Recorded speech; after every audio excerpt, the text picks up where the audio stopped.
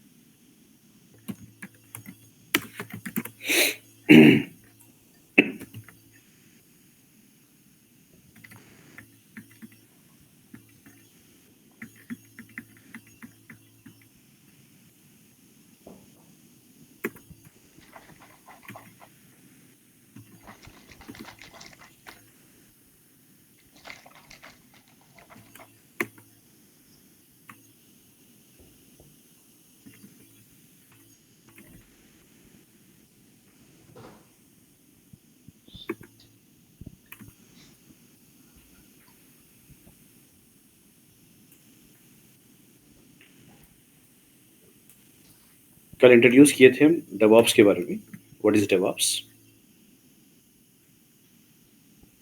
अभी हम इंट्रोडक्शन में जो दिए थे last time, what is DevOps, dependency of DevOp, मतलब प्रीक्विजिट्स बोल सकते हैं। अगर आप लर्न करना चाहो डेवऑप को, तो आपके जो ना प्रीक्विजिट्स क्या है उसकी, देन डेली एक्टिविटी और role of the job, role of DevOps engineer.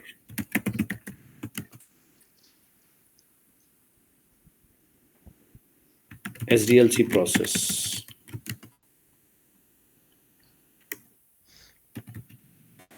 Before DevOps and after DevOps. क्या इम्पैक्ट हुआ सॉफ्टवेयर इंडस्ट्री पे।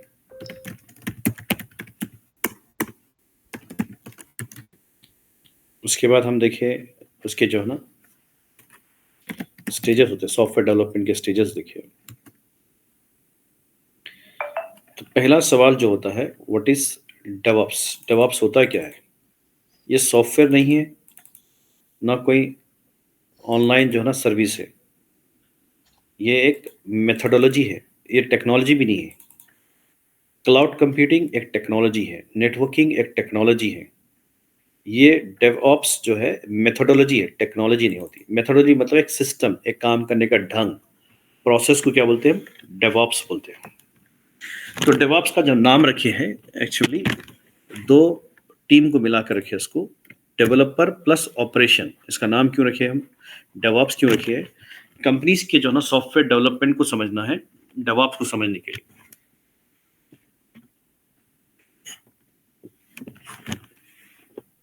डेवऑप्स इंजीनियर करता क्या है, उसका काम क्या है, थोड़ा समझने के बाद डेवऑप्स सीखेंगे, हम समझ में आता है। अगर समझे कि सॉफ्टवेयर डेवलपर जो है, हमारा जो है इंटरनल डेवलपमेंट चल रहा है, आपको सॉफ्टवेयर डेवलपर टीम जो है डेवलप करते जा रही है सॉफ्टवेयर। तो एक सॉफ्टवेयर डेवलपर नहीं होता कंपनी में। कंपनी में पाइथन या जावा का प्रोजेक्ट या नोड जेएस प्रोजेक्ट या कोई भी प्रोजेक्ट पे काम कर रहे हो, कोई भी एप्लीकेशन हो, तो इसके पर एक मल्टीपल टीम काम करती है। सॉफ्टवेयर प्रोग्रामिंग के लिए टीम काम करती है। ये समझना जरूरी है कि सॉफ्टवेयर डेवलप कैसे होता है, क्योंकि डेवऑप्स इंजीनियर जो है सॉफ्टवेयर इंडस्ट्री को मदद कर रहा है। ठीक है, सॉफ्टवेयर इंडस्ट्री को मदद कर रहा है।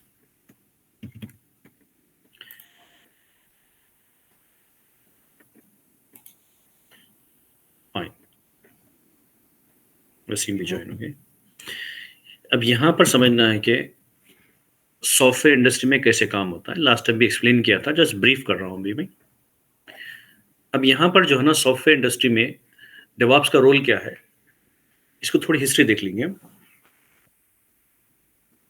मार्केट में जो है 2006 से पहले जब क्लाउड टेक्नोलॉजी इंट्रोड्यूस नहीं हुआ था मार्केट में, तो उस टाइम क्या हो रहा था कि ऑनलाइन एप्लीकेशन ज़्यादा नहीं थे। 2006 से पहले ऑनलाइन एप्लीकेशन नहीं थे। 2008-2010 से जो है ना ऑनलाइन एप्लीकेशन आना शुरू हो गई। अभी क्या है, हर महीने कुछ ना कुछ नया नया एप्लीकेशन मार्केट में आ रहा है आपको। तो रीजंस क्या है उसके बताता हूँ मैं। पहले क्या हो रहा था, आप एक सॉफ्टवेयर बना दिए, software developer example, software develop कर दिए, एक फार्मेसी का एप्लीकेशन बनाइए, रियल एस्टेट एप्लीकेशन बनाइए, या प्रॉपर्टी मैनेजमेंट एप्लीकेशन, या जो भी है आपका जो एप्लीकेशन है वो एप्लीकेशन बना दिए बिजनेस के हिसाब से आपकी। तो बिजनेस लॉजिक के हिसाब से एक एप्लीकेशन ऑनलाइन कर दिया ताकि world wide everyone can access my business, and हम जो ना ज़्यादा उसको बिजनेस को डेवलप करें और ग्रो करें वर्ल्ड वाइड, और सेल्स अच्छा हो जाए। तो यहाँ पर एप्लीकेशन बनने के बाद 2006 से पहले इंफ्रास्ट्रक्चर का बहुत बड़ा प्रॉब्लम था। मतलब एप्लीकेशन को बना दी तो सही, उसको चलाने के लिए इंफ्रास्ट्रक्चर चाहिए, सर्वर्स, नेटवर्क, स्टोरेज, आपके सिक्योरिटी चाहिए, उसको मेंटेन करने वाले चाहिए, इंफ्रास्ट्रक्चर, एयर कंडीशन वगैरह, आपके इन्वर्टर्स, ये सारे जो बना के रखना पड़ता। तो ये करने के लिए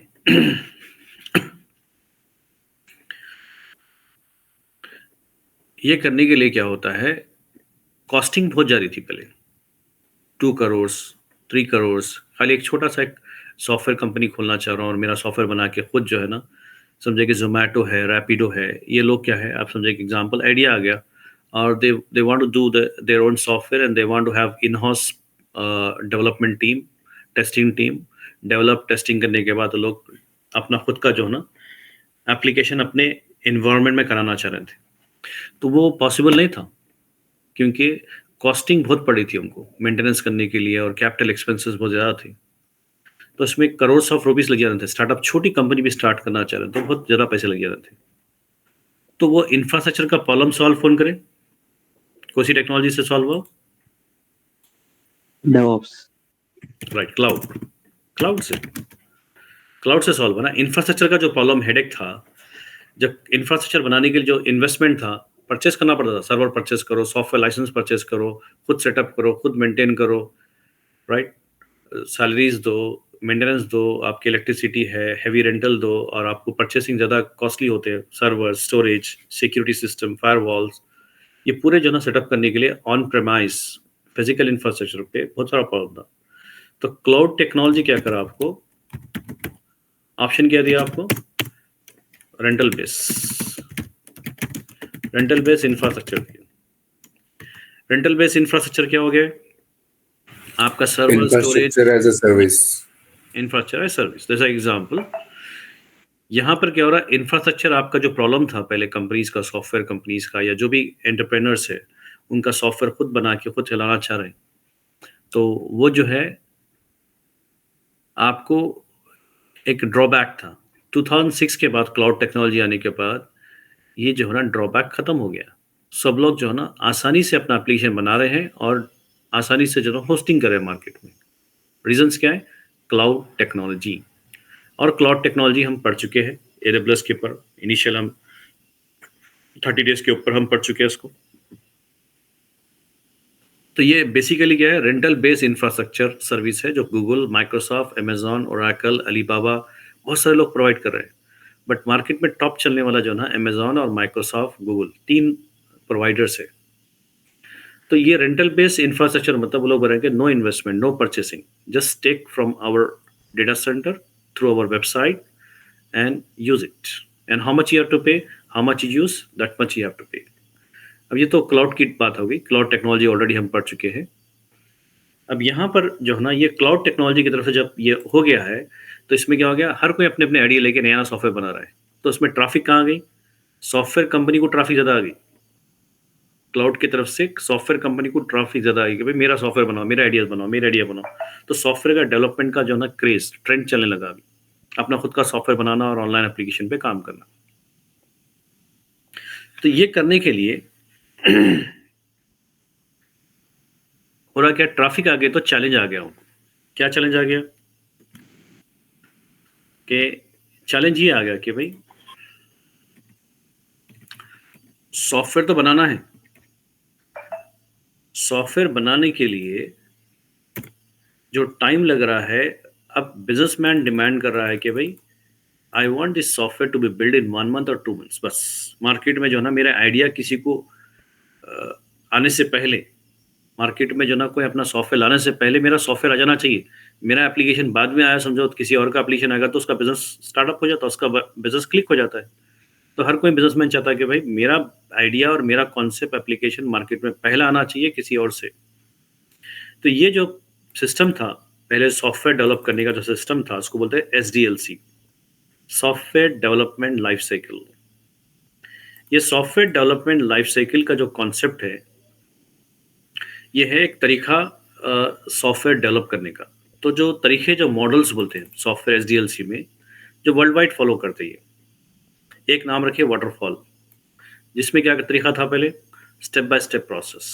मतलब डेवलपर टीम काम करेगी, पहले कोड करेगी, पूरी कोडिंग करके पर लैपटॉप पे, उनके डेस्कटॉप पे टेस्ट कर लेंगी। सॉफ्टवेयर चल रहा है या नहीं चल रहा है। अगर पूरा कंप्लीट होने के बाद, ये कंप्लीटली सॉफ्टवेयर हो गया है समझिए, होने के बाद उसको क्या करें, एक 4 महीने 5 महीने के बाद आपके 70,000 80,000 लाइन लिखने के बाद आपको टेस्टिंग वाले को दिया जाता है, डिफरेंट डिपार्टमेंट को। अब डेवलपर काम करे और ये डेवलपर्स है, और ये काम करे और दे दिए टेस्टिंग डिपार्टमेंट को। अब टेस्टिंग डिपार्टमेंट क्या करेगा, उसको टेस्ट करेगा, functional and non functional testing होगी यहाँ पर। तो फंक्शनल नॉन फंक्शनल पूरी टेस्टिंग होगी यहाँ पर अच्छी तरीके से, ऑटोमेशन टेस्टिंग। बहुत सारे सॉफ्टवेयर है मार्केट में, JUnit है, JMeter है, या तो सेलेनियम सॉफ्टवेयर है। बहुत सारे सॉफ्टवेयर टेस्टिंग वाले करेंगे, टेस्टिंग टीम। तो ये काम करने के बाद लोग आउटपुट देंगे, 3 महीने लगेंगे उनको, 2 महीने टेस्टिंग करने के लिए। करने के बाद क्या है, अगर उसमें कुछ बग्स रहे, कोई भी सॉफ्टवेयर पहली बार बनाते तो उसमें बग्स निकलते ही निकलते हैं, तो फिर वापस दे देंगे, फिर उनको टीम को दे देंगे वापस, बोलेंगे कि भाई बग्स आ गया उसमें। तो टेस्टिंग टीम वाले क्या करें, 3 महीने ले लिए, ये लोग 5-6 महीने ले लिए डेवलप करने के लिए। अब प्रोजेक्ट देना 1 साल में, 1 साल का टाइम दिए थे। तो क्लाइंट वेट कर रहा है कि भाई मेरा सॉफ्टवेयर मार्केट में आ जाना चाहिए, डेवलप होना चाहिए। तो यहाँ पर अपना जो प्रोडक्ट ओनर बोलते हैं, इसको प्रोडक्ट ओनर बोलेंगे हम, जो सॉफ्टवेयर हमको, जो ओनर है एक्चुअल जिसके लिए बना रहे हैं हम, प्रोडक्ट ओनर। ये सॉफ्टवेयर कंपनी में जो ना डेवलपर्स है, टेस्टिंग वाले हैं, और ये 6 महीने और 3 महीने 9 महीने ईच हो गए, बचा 1 महीना। फिर वापस बोले कि भाई बहुत सारे प्रॉब्लम्स है उसमें, पैचअप करो बोल के, फिर वापस दे दिए रिपोर्ट करके डेवलपर को। तो इसके दरमियान में तो मैनेजर रहेगा बीच में, कम्युनिकेशन के बीच में। तो ज़रूरी है मीटिंग होना। क्यों मीटिंग होना है कि भाई क्या कर रहे हो आप लोग, 1 साल का अंदर अपने को प्रोजेक्ट देना, नेक्स्ट मंथ देना है, और आपको ये प्रॉब्लम्स आ गया, अभी इतना टाइम ले चुके हैं आप लोग। तो यहाँ पर आपको जो है ना प्रेशर स्टार्ट हो जाता है एम्प्लॉयज़ के ऊपर। तो इवन जो ना थ्रेटनिंग इन्वायरमेंट क्रिएट होता है, इसमें टेस्टिंग और डेवलपर्स, टेस्टिंग वाले ब्लेम करते हैं डेवलपर को, डेवलपर वाले ब्लेम करते हैं टेस्टिंग को कि भाई हम लोग कोड सही लिखे, और टेस्टिंग वाले सही टेस्टिंग नहीं कर रहे हैं। टेस्टिंग वाले बोलते हैं कि भाई हम प्रोसीजर फॉलो कर रहे हैं, what we have done the technology and according to that we are giving. तो यहाँ पर कॉन्ट्रडिक्शंस हो रहा है, और कभी भी टीम में जो है ना कॉन्ट्रडिक्शन हो गया है, या तो आपके कॉन्फ्लिक्ट्स हो गया है, थ्रेटनिंग इन्वायरमेंट क्रिएट हो गया है, तो काम आसान से नहीं होता है, क्योंकि टीम टूट जा रही है यहाँ पर। तो यहाँ पर 1 महीना है, फिर प्रॉब्लम जब देंगे 70,000 80,000 का जो कोड वापस देंगे उनको कि भाई इसमें इतने प्रॉब्लम्स है। कोड लिखना आसान है, फिर उसको रेक्टिफाई करना, ट्रबल शूट करना, डीबग बोलते हैं, डीबगिंग करना बहुत मुश्किल हो जाता। तो ये जो ना प्रॉब्लम जो होते थे, ये ज़्यादा तौर पे ये कॉन्सेप्ट जो था वाटरफॉल का था। तो प्रॉब्लम डेवलपर का नहीं है, टेस्टिंग इंजीनियर का नहीं है, प्रॉब्लम किसका है, जो तरीका इस्तेमाल करते हैं वाटरफॉल, उसका था प्रॉब्लम। वाटरफॉल के तरीके को क्या बोलते हैं, स्टेप बाय स्टेप प्रोसेस बोलते हैं। अब ये तरीके को समझने के बाद क्या करें लोग, चेंज कर दिए उसको, थोड़ा सा मूवमेंट मॉडिफाई करें, और उसका नाम रखे अजाइल। तो आप बोले कि भाई ठीक है, हम प्रोसेस ही चेंज कर देंगे काम करने का, क्योंकि बहुत सारे डिले हो रहे हैं उसमें, तो हम प्रोसेस चेंज कर देंगे। तो इसको स्प्रिंट प्रोसेस बोलते हैं। स्प्रिंट मतलब टुकड़ों में करना। पूरा कंप्लीट सॉफ्टवेयर मत बनाओ, एक मॉड्यूल बनाओ जो 200 लाइन का, 300 लाइन का, जो भी मॉड्यूल है आपका, लॉगिन पेज है, पेमेंट है, कार्टिंग है, वो बना दो। बना के जो ना टेस्टिंग वालों को दे दो। थोड़ा-थोड़ा वर्क 500-600 लाइन्स होते हैं, फिर उन्हें करके फ़ौरन आपको दे देगा। तो इसमें क्या होता है, काम आसान हो जाता है, लोड नहीं पड़ता किसी को। एक साथ पूरा लोड देंगे तो फिर ट्रबल शूट करने के लिए, डिबग करने के लिए बहुत प्रॉब्लम होता। अब ये 100-200 लाइन्स को जो है ना ट्रबल शूट करने के लिए आसान है, डिबग करना मुश्किल नहीं है आपको, फटाफट काम होता। तो वो लोग क्या करें, एक प्रोसेस बना के उसका नाम क्या रख दिया, उसको अजाइल प्रोसेस बोलते हैं। तो अजाइल किस बेस पे काम करता है? Sprint process. स्प्रिंट का मतलब टुकड़ों में काम करना। तो ये भी काम हुआ, ये जो ना सक्सेस हो गया, और पीपल ट्राई टू अडैप्ट, मतलब ये अडैप्ट कर लिए। जब क्लाउड टेक्नोलॉजी जब आ गया मार्केट में 2006, तो 2010-2011 में क्या हो गया, यहाँ पर जो चैलेंजेस आ गए हैं सॉफ्टवेयर कंपनीज को फास्ट बनाना है, तो अजाइल क्या कर रहा था मालूम? वाटरफॉल का जो 1 साल टाइम लग रहा था, 1.5 साल टाइम लग रहा था, यहाँ पर एक 3-4 महीने कम हो गए समझिए। मतलब 7 महीने 8 महीने में बन जा रहा था सॉफ्टवेयर, टाइम कम हो गया। People were happy. But cloud आने के बाद फिर लोगों को एक चैलेंज आ गया कि भाई ये प्रॉब्लम्स हो गया, तो उसको क्या करें? उसको सॉल्व करने के लिए टाइम, खास तौर पे याद रखिए, इंपॉर्टेंस कहाँ जा रही है यहाँ पर, चैलेंज कहाँ आ रहा है, टाइम का आ रहा है। People are ready for payment. कितना आप पैसे लेना ले लो भाई, प्रॉब्लम नहीं है, बट मेरा सॉफ्टवेयर मार्केट में पहले आना, फास्ट बना दो। तो जो प्रोसेस फॉलो कर रहे हैं वो प्रोसेस के हिसाब से पॉसिबिलिटी नहीं लग रहा था, बहुत स्लो जा रहा था। तो अब उसको क्या करें, चेंज करके मॉडिफाई और एक सिस्टम निकाले मार्केट में, उसको बोलते हैं डेवऑप्स। ये मॉडल्स है पूरे, एसडीएलसी के मॉडल्स है। DevOps is successor of what? Agile. इसको बोलते हैं हम अजाइल का सक्सेसर। इसमें क्या है, कंप्लीट ऑटोमेशन आ गया, कंप्लीट ऑटोमेशन। यहां पर अजाइल में क्या हो रहा था, मैनुअल इंटरप्शन ज्यादा था, ह्यूमन इंटरप्शंस। उसको ईमेल करो, डेवलपर काम कर दिया, उसका कोड लेके वापस लाके डालो उसमें टेस्टिंग मशीन पे। टेस्टिंग मशीन पे फिर सॉफ्टवेयर इंस्टॉल करके फिर उसको टेस्ट करो, टेस्ट करके फिर आगे बढ़ाओ, फिर रिपोर्ट दो, उसको ईमेल करो, उसका वेटिंग करो। उन्हें बोला कि मैं बिजी हूँ दूसरे काम में, आई चेक लेटर, 2 दिन के बाद चेक करता हूँ, 1 दिन के बाद चेक करता हूँ। ये जो टाइमिंग जो जा रहे हैं, ईमेल देना पड़ेगा, रिपोर्ट देना पड़ेगा, और कोड को जो होना है, एप्लीकेशन का कोड इधर से इधर कॉपी करके पेस्ट करना पड़ेगा एक सर्वर से दूसरे सर्वर को।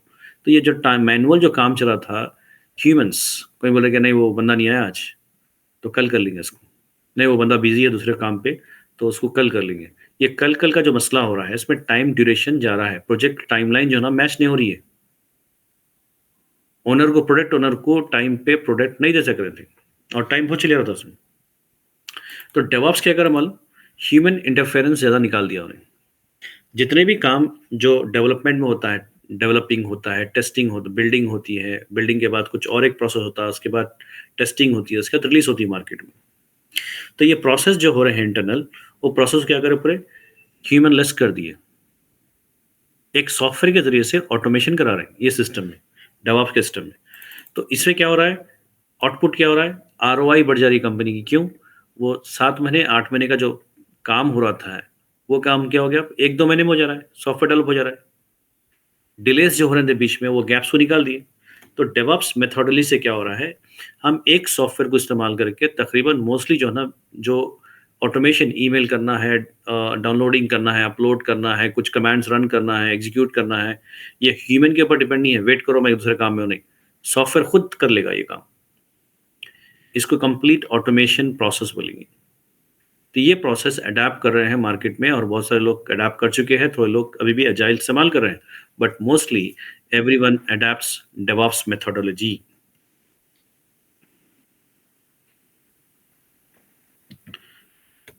समझ में आया कॉन्सेप्ट डेवऑप्स का, स्टोरी क्यों बना, कैसे बना, सॉफ्टवेयर के इंडस्ट्री में जो ना क्या क्या प्रॉब्लम्स थे पहले, फिर क्यों आया ये आया क्यों? क्लाउड की बुनियाद पर। क्लाउड टेक्नोलॉजी आई बोल के तो सब लोग एप्लीकेशन ऑनलाइन डालना शुरू कर दिए, क्योंकि इंफ्रास्ट्रक्चर का कॉस्ट कम पड़ा था, और वो डिमांड क्या हो गई उसमें, स्पीड अप होना चाहिए, डेवलपमेंट जो है ना एप्लीकेशन मार्केट में फास्ट होना चाहिए। ये वजह से जो ना खास तौर पे डेवऑप्स वजूद में आया। DevOps in market, you will find, you got DevOps in the market.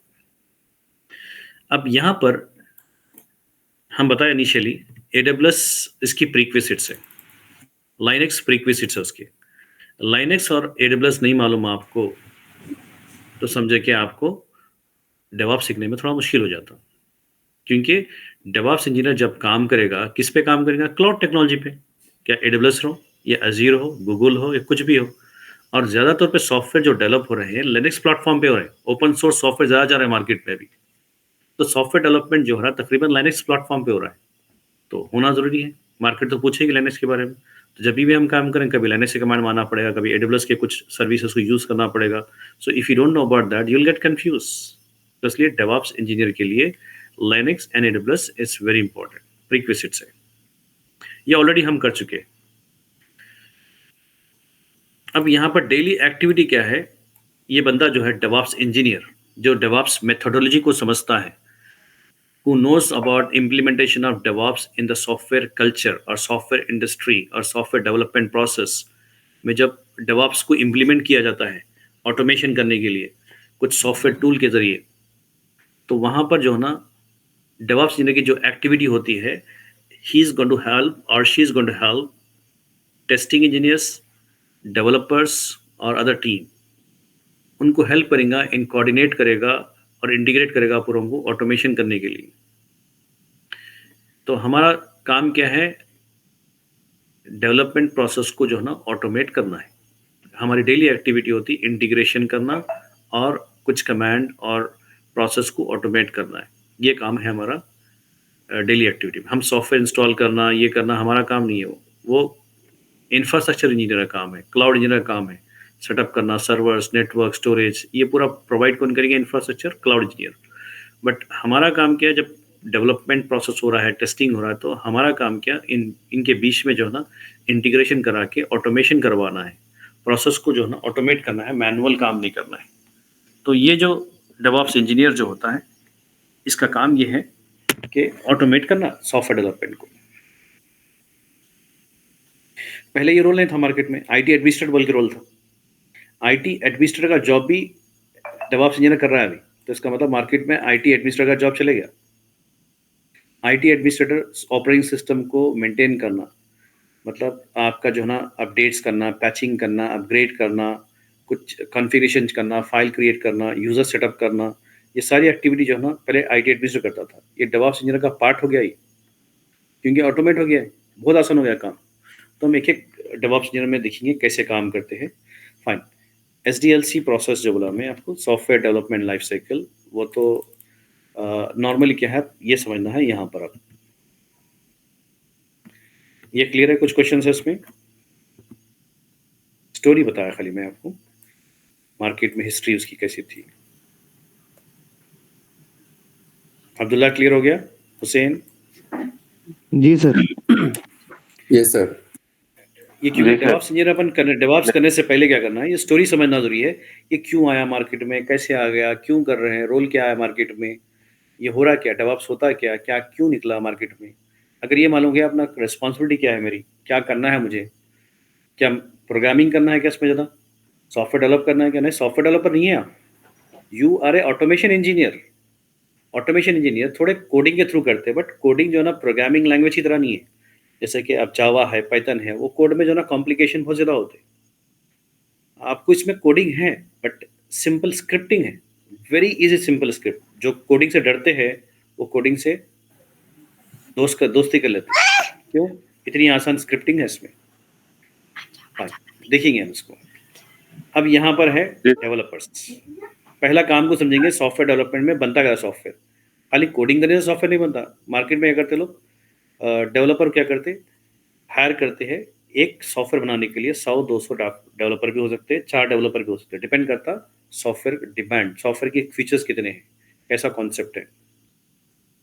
तो पैरेलल हर कोई क्या करता है, अपने अपने लैपटॉप कंपनी वाले देते हैं, उसके ऊपर काम करते हैं लोग, पैरेलल डेवलपमेंट बोलते हैं।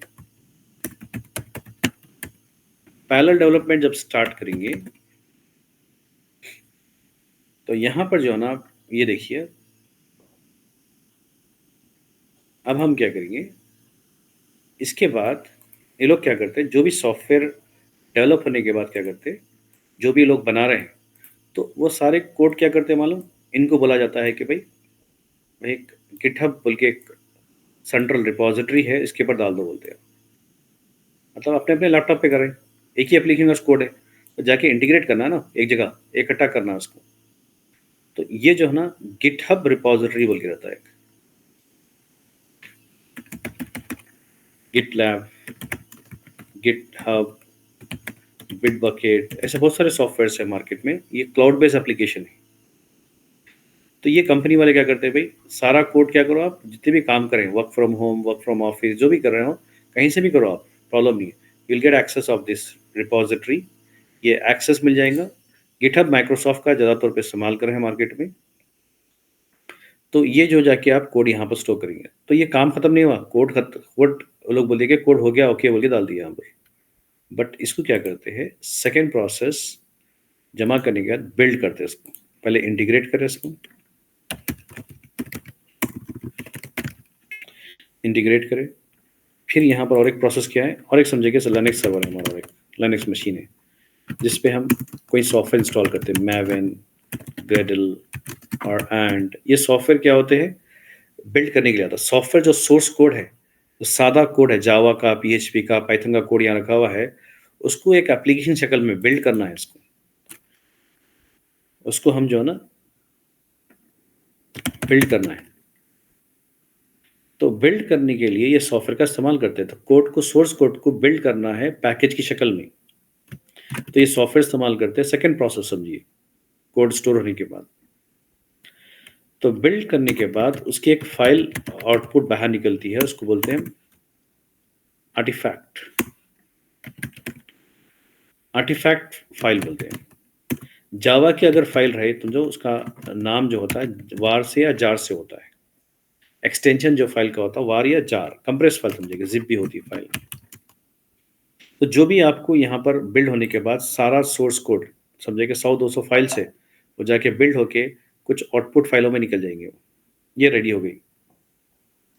ये रेडी होने के बाद फिर सॉफ्टवेयर मार्केट में नहीं आता। अब इसके बाद और एक टेस्ट बाकी है, और एक काम बाकी है। इसका मतलब खाली कोडिंग करने से जो ना कोडर सॉफ्टवेयर डेवलपर बोल दिया हो गया भाई बोल के डाल दिए, मार्केट में आ गया, ऐसा नहीं होता। उसके अंदर बहुत सारे प्रोसेस होते हैं। वाइट बॉक्स टेस्टिंग बोल सकते हैं हम, या उसको बोल सकते हैं हम कोड एनालिसिस बोल सकते हैं। कोड एनालिसिस क्या होता है, कोड को एनालाइज करना है कि भाई कोड सॉफ्टवेयर जो डेवलपर जो लिखे है, वो सॉफ्टवेयर डेवलपर कोड जो है ना बराबर है या नहीं है। मतलब उसकी लॉजिक, क्या कोड डुप्लीकेट बार बार लिख दिया गया, 10 लाइन का समझे कि एक 100 लाइन का कोड है बट 200 लाइन लिख दिया उसकी, या 10 लाइन का कोड है बट 50 लाइन लिख दिया उसकी। तो लॉजिक चेक करेगा, डुप्लीकेशन चेक करेगा उसमें। और पासवर्ड क्या है, प्लेन लिख दिया पासवर्ड कोड में, डायरेक्ट हैकिंग हो जाता हो, वल्नरेबिलिटी वो चेक करेगा। तो इंटरनेशनल स्टैंडर्ड जो कोड का तरीका है वो चेक करेगा, क्योंकि हम डेवलपर हायर करें तो किसी को स्टैंडर्ड नहीं मालूम, खाली कोडिंग मालूम है, but they don't know like what standard we need to follow. उसको बोलने के बाद भी जो ना फिर वो अपना कॉन्सेप्ट इस्तेमाल करे। तो अपने को यहाँ ज़रूरी है मार्केट में जाने से पहले उसकी पूरी कोड एनालिसिस कर लेना है। तो उसके लिए सॉफ्टवेयर क्या इस्तेमाल करते हैं ज़्यादातर पे, सोनार क्यूब। एक सोनार क्यूब सॉफ्टवेयर याद रखना है, कौन सा सॉफ्टवेयर किसके लिए काम कर रहा है। तो इस तरीके से प्रोसेस आगे बढ़ते रहता। अब यहाँ पर उसके बाद ये तो हो गया, ये होने के बाद फिर क्या करते हैं, इसको डंप करते हैं कहीं। फिर इसको क्या करते हैं, सक्सेस होने के बाद उसको हम आर्टिफैक्ट रिपोजिटरी बोलते हैं। एक रिपोजिटरी होती है जो टेस्टिंग वालों के लिए रहती है। मतलब ये हो गया काम मेरा, टेस्टिंग कर लो, कौन सी टेस्टिंग कर लो, functional and non functional testing कर लो। तो उसके लिए क्या करते हैं, एक जगह रख देते उसको। ये काम होने के बाद सोनार क्यूब एनालिसिस करने के बाद, कोड एनालिसिस होने के बाद उसको रख देते हैं कहाँ पर, कौन सॉफ्टवेयर इस्तेमाल कर दिया ज़्यादातर पे, नेक्सस। JFrog, नेक्सस, ऐसे सॉफ्टवेयर के नाम आए, तकरीबन ओपन सोर्स सॉफ्टवेयर से यहाँ पर। तो यहाँ पर इन्हें क्या करता, जो भी एक दिन जो काम करे या एक हफ्ता जो काम किया, पूरा प्रोसेस होकर यहाँ पर आ जाएगा। फिर टेस्टिंग हो जाएगा, टेस्टिंग कर लेगा, टेस्टिंग कुछ भी एरर है तो वापस पलटा के डेवलपर को दे देगा। फिर ऐसे ही फिर उन्हें काम करेगा, फिर चेंजेस करेगा, फिर इधर ऐसी प्रोसेस आएगा, फिर इधर आएगा। तो नहीं क्या करता, जो भी एक एक नए बार जो है ना वो फाइल पे काम करते जा रहे हैं, तो version 1, version 2, version 3 automatically create करते रहेगा यहाँ पर। तो जो भी आर्टिफैक्ट है वर्जन 3, उसके बाद क्या आता है, टेस्टिंग वाले को मिलता है, टेस्टिंग टीम को मिलता है कि भाई ठीक है चलो फाइन, ये रेडी है टेस्टिंग करने के लिए। ये टेस्टिंग टीम क्या करेगी? टेस्टिंग टीम का काम क्या है? उसको फंक्शनल एंड नॉन फंक्शनल बोला था हमें। फंक्शनल किसको बोलते हैं? जितने भी सॉफ्टवेयर के फीचर्स, लॉगिन हो रहा नहीं हो रहा है, रजिस्ट्रेशन हो रहा नहीं हो रहा है, पेमेंट हो रहा नहीं हो रहा है, कार्टिंग हो रही नहीं हो रही है, ट्रैकिंग हो रही नहीं हो रही है, कस्टमर पूरे काम कर सक रहा नहीं कर रहा, सॉफ्टवेयर पूरा जो बनाया गया है according to customer demand, product owner के डिमांड के हिसाब से, क्लाइंट के Every रिक्वायरमेंट के feature हिसाब is से working. वर्किंग है, नहीं है, वो उसको फंक्शनल बोलते हैं। Yes. नॉन फंक्शनल किसको बोलते हैं हम? हाँ, नॉन फंक्शनल किसको बोलेंगे? फंक्शनल के अलावा, मतलब लोड टेस्टिंग। अगर 1000 या 2000 या 5000 ट्रैफिक एक ही साथ में एप्लीकेशन को जो है ना एक्सेस कर रही है कोई फीचर को, क्या क्रैश हुआ था क्या वो, तो वो भी चेक करते। लोड, उसकी जो लॉजिक होती है कैसे लिखे वो लोग, debugging code, internal debug code, या जो है ना आपके मेंटेन कर रहे हैं क्या लोग, कोडिंग जो है ना कोडिंग में मेंटेन कर रहे हैं, क्रैश नहीं होना है बार बार, कोई अगर बार बार यूज़ कर रहा है उसको तो वो चेक करते, लोड टेस्टिंग डालते उसके ऊपर। फिर इवन जो ना उसके पेन टेस्टिंग भी करते हैं, वल्नरेबिलिटी टेस्ट, पेन टेस्टिंग बोलते हैं, पेनिट्रेशन टेस्ट, ये सिक्योरिटी वाले करते हैं। अटैक करते पूरे, मतलब ऑफेंसिव अटैक करते हैं। इंटरनल एक टीम होती है, सॉफ्टवेयर के ऊपर अटैक करते हैं, एसक्यूएल इंजेक्शंस, डीडोस अटैक्स, आपके टेम्परिंग, आपके रैंसमवेयर अटैक्स, ये पूरे अटैक करते हैं कि आपका सिस्टम, आपका एप्लीकेशन ये डिफेंड के लिए रेडी है या नहीं है। अगर वो डिफेंडिंग सिस्टम के लिए रेडी नहीं है तो फिर बता देंगे भाई हाँ ये फायरवॉल में प्रॉब्लम है, नहीं सॉफ्टवेयर कोडिंग में प्रॉब्लम है, ये सब दे देंगे। तो यहाँ पर पूरी रिपोर्ट मिल जाएगी। ये टेस्टिंग होने के बाद ही अब जो सॉफ्टवेयर इस्तेमाल करते हैं बहुत सारे लोग, जेमीटर और बहुत सारे सॉफ्टवेयर है, सेलेनियम है ज़्यादातर पे कॉमन, सेलेनियम है। तो ये सॉफ्टवेयर के थ्रू क्या करते हैं, टेस्टिंग करने का टेस्टिंग टीम रिपोर्ट देंगे कि भाई सक्सेस हुआ नहीं हुआ। अगर फेल हो गया, बहुत सारे प्रॉब्लम आ गए, तो आपस पलटा के इसको रिपोर्ट दे देगा डेवलपर टीम को।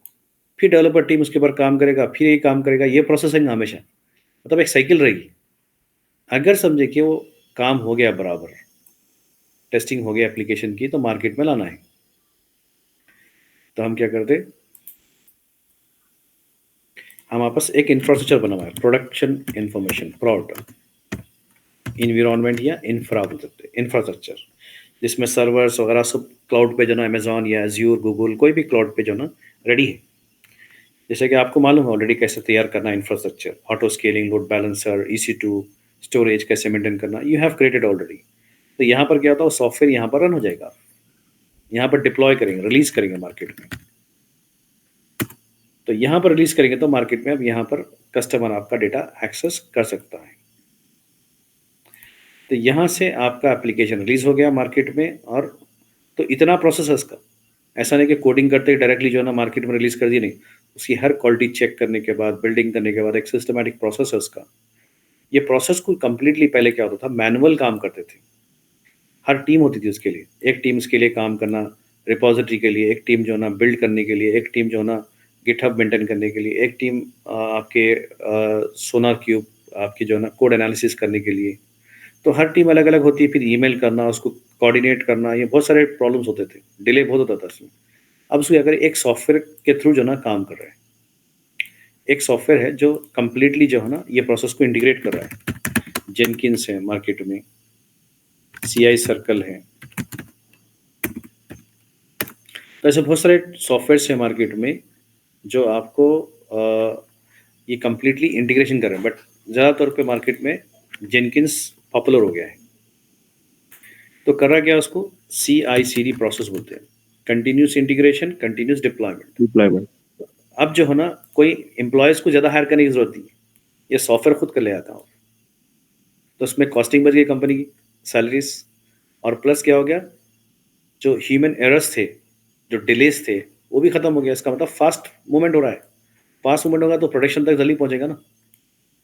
ये डिले हो रहे थे बीच में, गैप्स, तो ये सारे प्रॉब्लम सॉल्व हो गए एक सॉफ्टवेयर के थ्रू। हम ये सॉफ्टवेयर क्या करते हैं, ये डेवऑप्स इंजीनियर ये सॉफ्टवेयर को ऑपरेट करता है, इसको इंस्ट्रक्शन देगा कि किस तरीके से काम करना है। Go to this stage, pull the data and build with this kind of thing. Pull भी कर लेगा उन्हें, बिल्ड भी उन्हें करेगा, कमांड भी मारेगा, मैविन के कमांड ये मशीन पे लेके फिर यहाँ से काम करेगा, यहाँ से उठाएगा, फिर सोनार क्यूब पे जाएगा, इन्हें भी टेस्टिंग कर लेगा, वो खुद सॉफ्टवेयर ही कर रहा है। फिर जहाँ रहा वहाँ से जाने के बाद फिर आर्टिफैक्ट पे जा रहा है, फिर यहाँ से फिर ये काम करेगा। तो सारी चीज़ें कौन कर रहे हैं? सॉफ्टवेयर डेवऑप्स इंजीनियर कर रहा है। अब यहाँ पर टेस्टिंग इंजीनियर का भी जॉब खतरे में आ गया ऑटोमेशन की तरफ से। क्यों? टेस्टिंग इंजीनियर्स ज़्यादा नहीं चाहिए अब, खाली स्क्रिप्ट बनाने वाले चाहिए। टेस्टिंग स्क्रिप्ट बनाना है, छोड़ना है बस। ऑटोमेशन स्क्रिप्ट रन कौन करेंगे? ये जेनकिन कर लेगा। तो जेनकिन की तरफ से IT administrator out, testing engineer mostly out. अभी क्या हो गया? इस तरीके से काम हो रहा है डेवऑप्स इंजीनियर। तो डेवऑप्स इंजीनियर की डिमांड बढ़ती जा रही है, उसकी सैलरी बढ़ती जा रही है। क्यों? He is working for like multiple jobs, और ज़्यादातर पैसे बच रहे हैं कंपनी के, तो पैसे ऑटोमेटिकली बढ़ेंगे डेवऑप्स इंजीनियर के, क्योंकि टेस्ट बहुत सारे होंगे जॉब उन्हें जो है ना अकेले कर रहा है। तो डेवऑप्स इंजीनियर जो है ना ऑटोमेशन है कंप्लीटली, करने का मतलब लोड नहीं है। टूल्स जो सॉफ्टवेयर इस्तेमाल कर रहे हैं हम, the tools are open source and very easy to use. तो ये टूल हम सीखना है। डेवऑप्स इंजीनियर बनने के लिए हमें क्या चाहिए? गिटहब की नॉलेज होना चाहिए, डॉकर की नॉलेज, टेराफॉर्म, एंसिबल, जेनकिंस और कुबरनेट्स। अरे बहुत सारे सॉफ्टवेयर चाहिए, बट 5 सॉफ्टवेयर तो चाहिए आपको एटलीस्ट। इसके ऊपर हैंड्स ऑन वर्किंग चाहिए, और कौन से स्टेज पे क्या क्या वर्क होता है, कैसे काम करते हैं, वो अगर आइडिया आ गया तो that you have to do in your job. कभी डॉकर पे काम करते हैं, कभी टेराफॉर्म पे, कभी एंसिबल का वर्क होता है, कभी जेनकिंस का वर्क होता है। ये सारी चीज़ें आपको कंपनी में जाना जरूरी नहीं कि पूरे टूल्स आपको दे। कभी क्या करते हैं, 2 टूल पे काम करो बोलते हैं, कभी जो है एक ही टूल पे जेनकिंस पे ही काम करो, कभी टेराफॉर्म पे ही काम करो सिर्फ। बट आपको रेडी होना है कि पूरे 5 टूल पे काम करने आना चाहिए। कौन सा समझ में आ गया अभी? Yes, sir. जी सर। हाँ, ये टेक्निकल वर्ड्स वगैरह जो ना थोड़ी चीज़ें मालूम होना चाहिए। इंडस्ट्री में, सॉफ्टवेयर इंडस्ट्री में कैसे काम कर रहे हैं, क्या क्या काम होता है, क्या हमारा काम क्या है, जॉब क्या है। हम सॉफ्टवेयर डेवलप करने वाले नहीं हैं, हम मदद करने वाले हैं, डेवलपर को, टेस्टिंग को, सबको मदद करने वाले हैं। DevOps engineer. अब कोई आपको इंटरव्यू पूछ रहा है कि what is DevOps? So methodology, it's not a technology, it's a methodology और फ्रेमवर्क और a culture to develop a software with a full automated process which improve productivity. Productivity improve हो रही ना? मैं पहले साल लगता था, अब 1-2 महीने में सॉफ्टवेयर बन जाना मतलब क्या है? 1 साल में आप 10-12 सॉफ्टवेयर बना लेते हैं आप। तो प्रोडक्टिविटी बढ़ रही है, और इवन जो ना आरओआई बढ़ रहा है, रिटर्न ऑफ इन्वेस्टमेंट जो है बढ़ रहा है। सो आरओआई बढ़ा तो कंपनी ऑब्वियसली जो है ना दे अडेप्ट दिस मेथोडोलॉजी। डेवऑप्स को अडेप्ट करते ही करते, तो ये कर रहे हैं। अब डेवऑप्स इंजीनियर किसे कहते हैं? जो इम्प्लीमेंट करता है डेवऑप्स मेथोडोलॉजी सॉफ्टवेयर इंडस्ट्री में, जो प्रिंसिपल को फॉलो करता है, वो टूल्स को इस्तेमाल करके जो ना उसके इम्प्लीमेंटेशन करता है मेथोडोलॉजी को, उसको बोलते हैं DevOps engineer who understand the DevOps methodology. Roles in a company who is responsible for making CI/CD process as end-to-end development, continuous integration and continuous deployment और delivery। ये काम करने वाले को बंदे को हम DevOps engineer. To become DevOps engineer क्या क्या टूल सीखना पड़ेगा हमें, वो भी सवाल होता है। अब उससे पहले हम देखेंगे कि मार्केट में कंफ्यूजन होता है कि AWS DevOps engineer, Azure DevOps engineer and DevOps। DevOps engineer बोलेंगे तो ओपन सोर्स हो गया है, OSS। क्लाउड बेस क्या हो गया है? ये AWS DevOps, Azure DevOps। Azure के खुद के सर्विसेज है, और AWS के खुद के सर्विसेज है DevOps करने के लिए। और ये थर्ड पार्टी सब मतलब आपकी जो ना ओपन सोर्स सॉफ्टवेयर है, जो AWS के नहीं है, Azure के नहीं है। तो इससे एडवांटेज क्या है? ये DevOps अगर समझे कि DevOps इंजीनियर कंपनी को मिल रहा है, तो इसका मतलब ये DevOps engineer can work with AWS, Azure, IBM और Oracle, कहीं भी काम कर सकता है। क्यों? ओपन सोर्स सॉफ्टवेयर है, कहीं भी यूज कर सकते हैं उसको। बट AWS एंड Azure जो सर्विस कर रहे हैं, तो उसको क्या होता है, AWS DevOps करूंगा तो सिर्फ AWS पे काम करता है। I know about AWS, I don't know about Azure। उसके सर्विस उसी के पर काम करेंगे, Azure के सर्विस Azure पे काम करेंगे। तो यहाँ पर ज़्यादा तौर पे क्या है, मार्केट में इसी को रिक्वायरमेंट पूछ रहे हैं। जो ये DevOps कर लेगा, AWS एंड Azure DevOps को उसके लिए प्रॉब्लम नहीं रहेगा। क्यों? आसान रहेगा। AWS DevOps and Azure DevOps is easier than DevOps, open source DevOps, क्योंकि आपको सॉफ्टवेयर इंस्टॉल खुद करना है, खुद मेंटेन करना है, खुद आपको काम करना है। ऑटोमेशन ज़्यादा मैनेज सर्विसेज नहीं है। AWS Azure में क्या है, मैनेज सर्विसेज ज़्यादा होते हैं, तो उसमें क्लिक क्लिक करके आसानी से काम कर सकते हैं। बट DevOps इंजीनियर होने से क्या होता है, उसको ये प्रोसेस पूरा कंप्लीटली स्क्रैच से मालूम होता है, बेस से।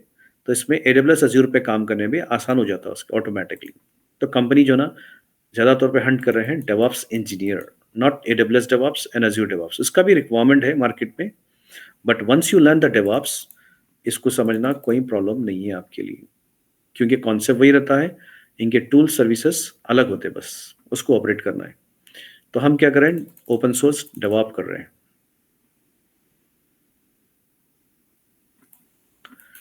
स्टेजेस ऑफ डेवलपमेंट ऑलरेडी बोल दिया हमें, coding, building the code, code analysis, artifact repository, testing, releasing in a market. ये एक प्रोसेस है उसका। एक पहले कोडिंग वाले कोड करते हैं, रिपोजिट करते हैं, फिर बिल्डिंग करते हैं, फिर उसके बाद कोड क्वालिटी एनालिसिस, फिर artifact repository, then testing, then release. ये पूरे जो है ना तरीके आपको याद रहना चाहिए, क्योंकि डेवऑप्स इंजीनियर बनने के लिए सॉफ्टवेयर डेवलपमेंट का प्रोसेस ही नहीं मालूम तो you can not support to software company. तो सॉफ्टवेयर का थोड़ा प्रोसेस मालूम होना चाहिए।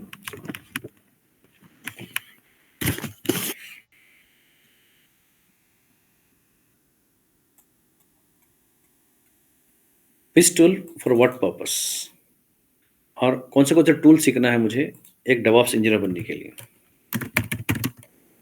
Tools to be learn to become what?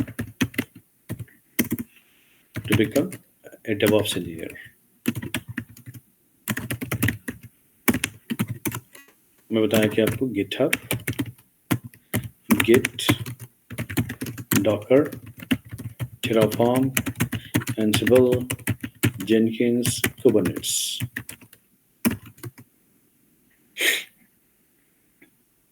Kubernetes itself is a certification or a complete software or administration software completely है।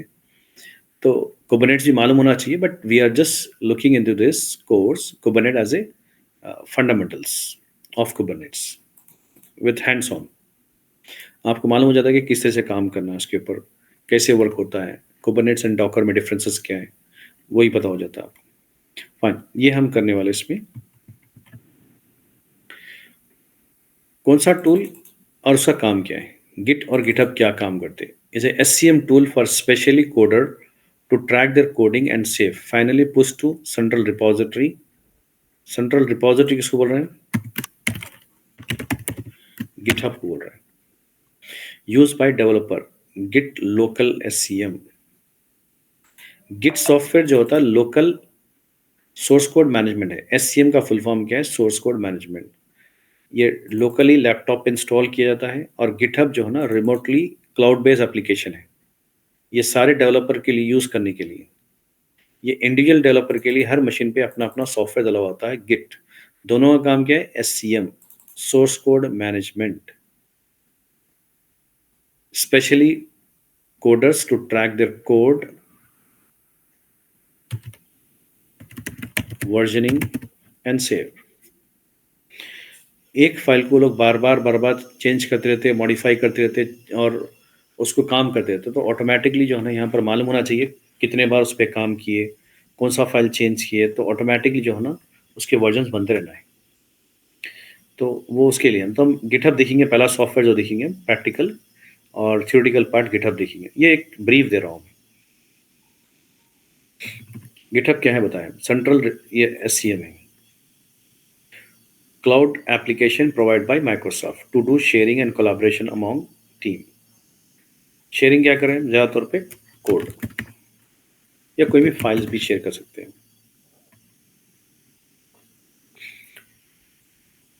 ये मैवन और एंड या ग्रैडल या माइक्रोसॉफ्ट बिल्ड जो भी सॉफ्टवेयर है .NET बिल्ड वगैरह करने के लिए, this is build tool to convert source code to package.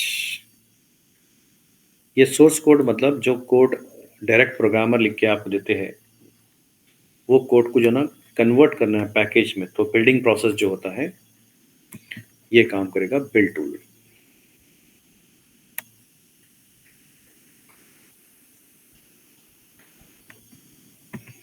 ये टेक्निकल वर्ड याद रखना है। आर्टिफैक्ट इसको बोलते हैं, जो भी पैकेज कन्वर्ट होकर फाइल निकलती है वो फाइल को हम आर्टिफैक्ट बोलते हैं। War, jar, ASP something. Code quality का जो सोनार क्यूब का जो काम है, ये क्या करता? Code analysis, finding duplicates code, vulnerability, repeated codes. It works with dynamic and static analysis. Smoke test भी बोलते हैं इसको.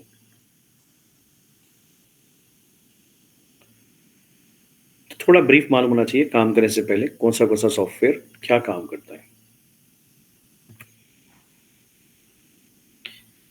रिपोजिटरी जो होती है ऑफ आर्टिफैक्ट. आर्टिफैक्ट मतलब जो बनने के बाद, सोर्स कोड बिल्ड होने के बाद जो आर्टिफैक्ट होता है और एक जगह स्टोर जो करते हैं, इसको हम repository of artifact before testing engineers takes.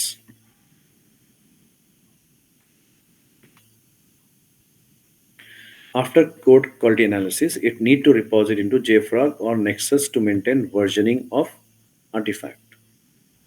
JFrog, Nexus क्या करते हैं?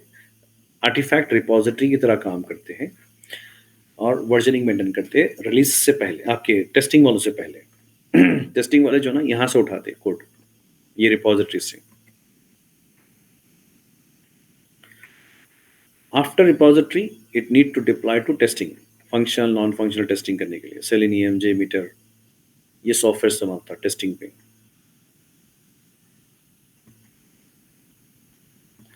If everything goes well without any bugs, it will forward deploy to production server. Release हुआ था मार्केट में.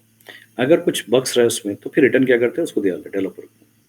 Release in market, public user, और else go back to developers.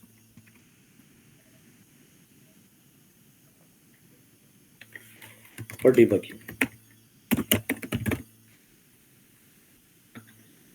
अब उसके बाद मेंटेनेंस जो करते हैं, ये जो काम होता है अभी प्रेजेंटली तो हम ऑलरेडी बोल चुके हैं. सॉफ्टवेयर कौन से सॉफ्टवेयर से इस्तेमाल करना है वो तो बोल चुके हैं, और ये भी हम बता दें कि कौन से सॉफ्टवेयर कौन से स्टेज पे काम करते हैं. और to become DevOps engineer what tools we use, ये भी बोल चुके हैं अभी. ये लिख लिए पॉइंट्स आप.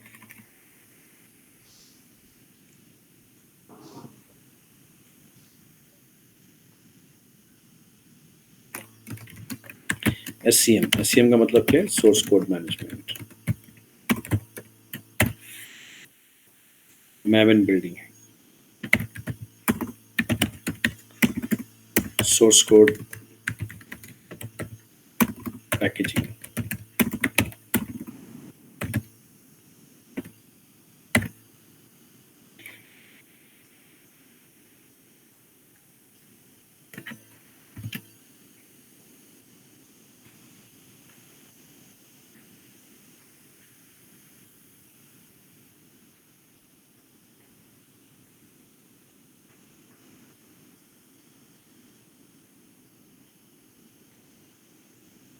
डॉकर जो है कंटेनराइजेशन टूल होते हैं, कंटेनर्स पे काम करेगा.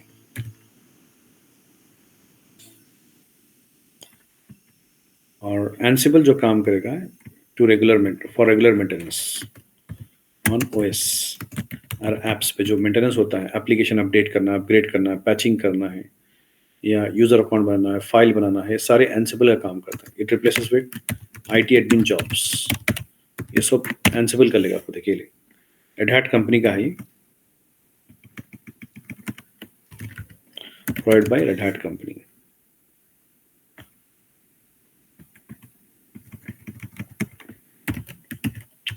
ये हाशिकॉप कंपनी का है, टेराफॉर्म टूल.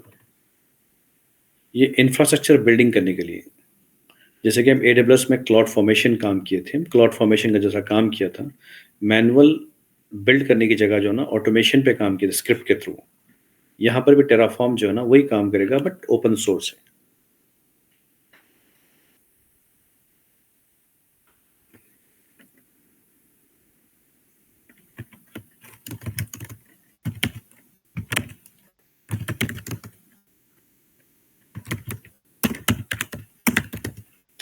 मल्टी क्लाउड पे काम करेगा, Azure पे, AWS पे, Oracle पे, गूगल पे, कहीं पर भी काम करेगा.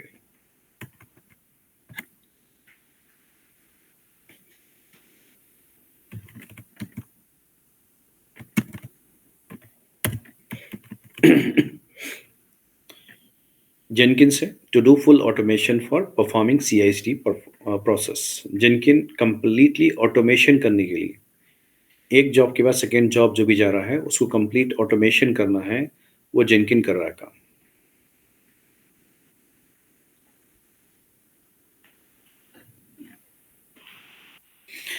आप गिटहब कर लिए है, डॉकर कर लिए, टेराफॉर्म कर लिए, एंसिबल करे, but you don't know about Jenkins, so you can not be a DevOps engineer.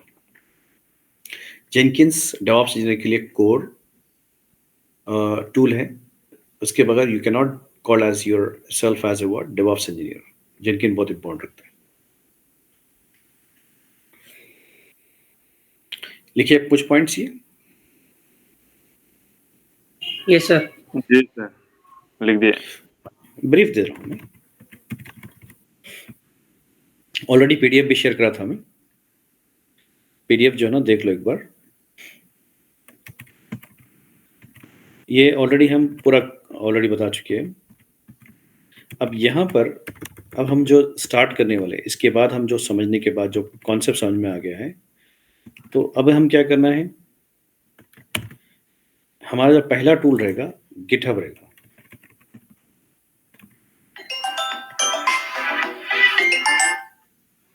GitHub पहला टूल रहेगा हमारा। तो हम क्या करेंगे,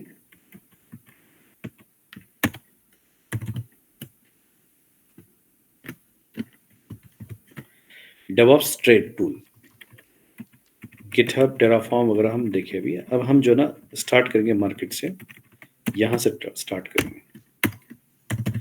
आज का जो कॉन्सेप्ट था हमारा यही था। लास्ट टाइम हम ये क्लास दे चुके हैं, but some people did not attend, that's why I just make a brief.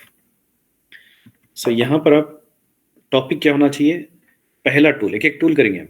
First number 1 GitHub के बारे में समझेंगे, देन डॉकर, टेराफॉर्म, ऐसा सीक्वेंस में जाएंगे इसको।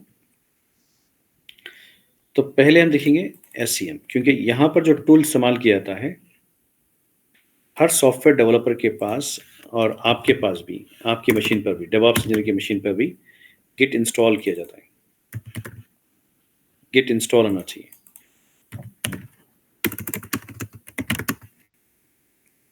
If you want to push or if you want to maintain your code in a version control, so आपको Git install करना और आपके कोडिंग जो भी काम कर रहे हो यहाँ पर मेंटेन करना है। और उसके बाद जो ना ये गिट सॉफ्टवेयर के थ्रू जो ना you can push into what GitHub. अगर गिट आपका सॉफ्टवेयर नहीं है, you can not push to GitHub. तो Git version controlling local systems पे, then push into what GitHub. तो गिट और गिटहब का रिलेशन समझना है, कॉन्सेप्ट पहला टूल ये है। उसके बाद अपन क्या करेंगे, टेराफ और डॉकर पे जाएंगे। SCM, द टॉपिक का नाम जो है source code management. Types of SCM, local और ग्लोबल। लोकल किसको बोलेंगे, जो सॉफ्टवेयर हम गिट इंस्टॉल कर रहे हैं लोकली हमारे लैपटॉप्स वगैरह पे, वो सिंगल यूजर के लिए डिजाइन किया गया, सिंगल यूजर के लिए डिजाइन किया गया, तो सिंगल यूजर यूज कर सकते हैं अपने अपने मशीन पर। गिटहब क्या है, मल्टी यूजर के लिए, मल्टीपल यूजर्स को इंटरेक्ट कर सकते हैं, कोलैबोरेट कर सकते हैं, कोड को इंटीग्रेट यहाँ पर कर सकते हैं, स्टोर कर सकते हैं। कोई कंपनी में जो है ना, मेरा टीम जो है ना एक इंडिया में काम कर रहा है, कोई US में काम कर रहा है, कोई जर्मन में काम कर रहा है, तो पूरे टीम एक्सेस कर सकते हैं, पूरे टीम जो है ना एक गिटहब को यूज कर सकते हैं। तो मल्टी यूजर के लिए बनाया गया। ये सेंट्रल रिपोजिटरी सिस्टम बोलेंगे, SCM बोलेंगे, ये जो ना गिट लोकल SCM बोलेंगे। दोनों का काम वही है, वर्जन कंट्रोल, बट ये लोकल एक इंडिविजुअल यूजर के लिए काम कर रहा है, ये मल्टी यूजर के लिए।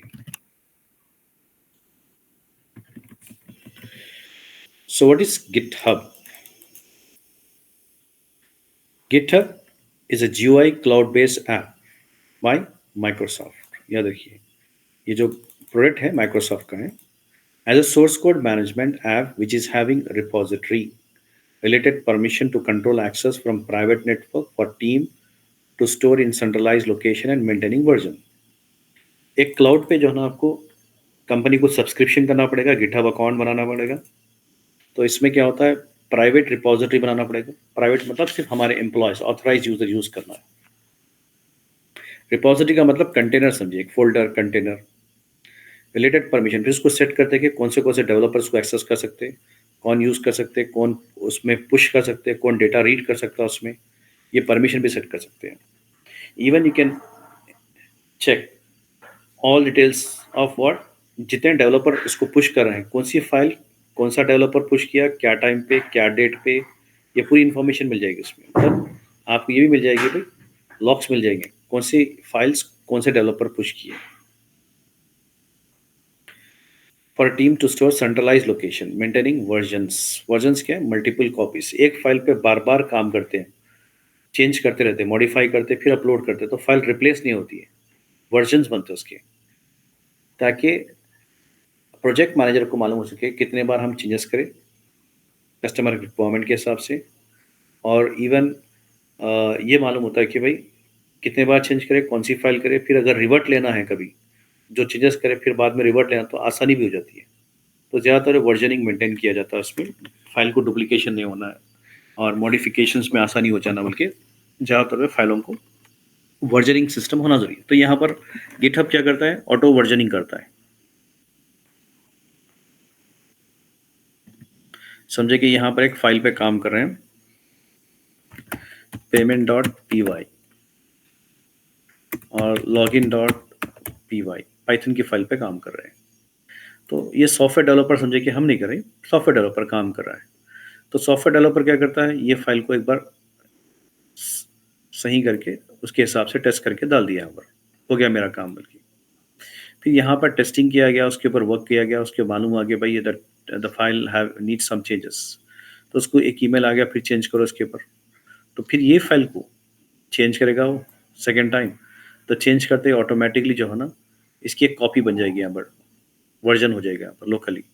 फिर इसको पुश कर देगा सेकेंड कॉपी को यहाँ पर, तो ऑटोमेटिकली जो पहला वर्जन था वो पहला वर्जन जो है ना क्या करेगा, उन्हें रिप्लेस नहीं होगा। V1 V2 बताना क्या है, कौन सा लेटेस्ट वर्जन है, किस में कॉपी, कौन सी कॉपी में जो लेटेस्ट कोड भरा है, तो वर्जनिंग मेंटेन करते रहेगा वैसा। तो ऑटोमेटिक चलेगा, अपने को जरूरत नहीं है। बट वर्जनिंग कॉन्सेप्ट क्या है वो बताने के लिए मैं इधर आया। Provide by Microsoft GitHub, GitLab जो है ओपन सोर्स कम्युनिटी है, और बिटबकेट जो है एटलासियन बोल की कंपनी है, जो जीरा पॉपुलर सॉफ्टवेयर है, जीरा वगैरह वो इस्तेमाल करने के लिए जो है ना बिटबकेट बनाया गया। तो बहुत सारे एप्लीकेशन ऑनलाइन है, it's not only GitHub, but ज़्यादातर पे मार्केट में पॉपुलर गिटहब का इस्तेमाल कर रहे हैं। बिटबकेट का भी सेम कॉन्सेप्ट है, कंपनियां अलग अलग है। तो इसको हम कभी भी SCM भी बोल सकते हैं, VCS भी बोल सकते हैं, वर्जन कंट्रोल सिस्टम और SCM। कोई इंटरव्यू में VCM के बारे में जानते हो क्या पूछते हैं, कोई SCM के बारे में जानते हैं, सो you can say that what is SCM, what is version controlling system.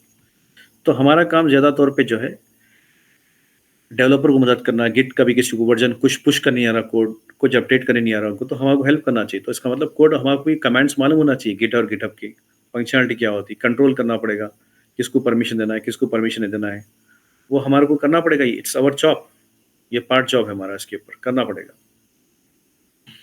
तो यहाँ पर इट हैज़ मेनी फीचर्स। एक है ट्रैकिंग कोड, जब फाइल लिखते हैं तो ऑटोमेटिकली बोलता है कि ये फाइल ऑलरेडी सेव करी हुई है, आप चेंजेस कर रहे हो, then you can save again as a second copy. तो वहाँ पर ऑटोमेटिकली जो ना आपको नोटिफिकेशन आ जाएगा, बताएगा कि ये जो कोड चेंजेस कर रहे हो ऑलरेडी सेव करी हुई है वही नाम से, तो फिर आप बना रहे हो तो उसकी एक नई कॉपी बनेगी।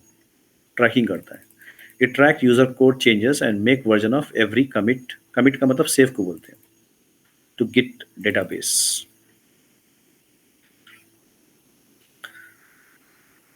वर्जन तो बोल दिया मैं, control for many times, making changes to same file, organize data source code in branches. यहाँ पर ब्रांचेस भी क्रिएट करते हैं, जैसे कि हम कोड मान लो कि ये हम यहाँ पर रख रहे हैं रिपोजिटरी 1, रिपोजिटरी 2, ये कोड रख रहे हैं हम टेस्टिंग वाले के लिए। डेवलपर कोड रखिए और बोले कि भाई टेस्टिंग को देने का है ये कोड, मतलब हम ये टेस्टिंग को पहुँचाने के लिए। टेस्टिंग के बाद जब हो जाएगा काम, जब क्लीन हो जाएगा कोड, तो इसको हम क्या करेंगे, प्रोडक्शन बोलेंगे, प्रॉड। तो ये रिपोजिटरी अलग है, ये रिपोजिटरी, मतलब इसमें जो ना एक समझिए ब्रांचेस हम बना रहे हैं। यहाँ पर बना रहे हैं कि मुझे आपका क्लीन कोड रखने के लिए मास्टर ब्रांच। फिर और एक बना रहे हैं, ये रख सकते हैं पैच, और रखते हैं फीचर। तो जो मेरा मेन क्लीन कोड है जो विदाउट एरर है वो मास्टर में रखूँगा। अगर मैं कोई पैचेस कर रहा हूँ प्रोग्राम पे, कोई सॉफ्टवेयर पे जो है ना कुछ पैचिंग का वर्क आया मुझे कि भाई इसमें कुछ बग्स है उसको पैच करो, तो सारे ओरिजिनल कोड को छेड़ूंगा नहीं मैं, उसको अलग से हटा के उसका अलग स्पेस बना के काम करूँगा, तो उसको बोलते हैं ब्रांच। तो हम पैच का वर्क क्या करेंगे, अलग ब्रांच में काम करेंगे। फीचर का काम क्या करेंगे, अलग ब्रांच में काम करेंगे। मास्टर के ब्रांच में नहीं करेंगे। मास्टर में क्लीन कोड पड़ा हुआ है, अगर उसके ऊपर कुछ मॉडिफाई कर रहा हूँ, उसी के ऊपर काम कर रहा हूँ डायरेक्टली, कुछ चेंजेस हो गया, कुछ मॉडिफाई हो गया, तो then will get lot of complication, time delay हो जाएगा कोडिंग में। तो इसलिए क्या करते हैं, उसको सेपरेट स्पेस बनाकर पहले पैचिंग करते हैं, वो काम हुआ तो फिर मास्टर में डाल देते हैं उसको। फ्यूचर का जो भी काम होता है, जो भी चेंज कर रहे हैं तो अलग स्पेस बना के उसको लिखते हैं, कोड चेंज करते हैं, अगर वो काम कर रहा है, सक्सेस हो गया तो फिर क्या करते हैं, उसको मास्टर में डाल देते हैं। तो ब्रांचेस का मतलब separate space to do separate work. Changes एक ही फाइल में चेंज कर देंगे तो क्या डिस्टर्ब होता है, ओरिजिनल फाइल में चेंज नहीं करना उसको, तो उसको अलग से बना के काम करना। तो यहाँ पर एक कॉन्सेप्ट है, ब्रांचिंग का कॉन्सेप्ट है।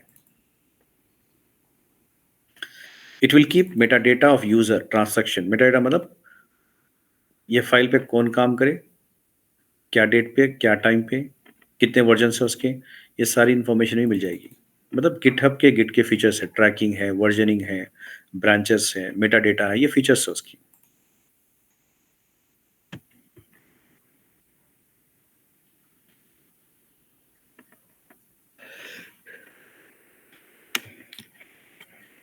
तो हम देखेंगे उसको एक जीओआई में भी देख लेंगे हम इसको।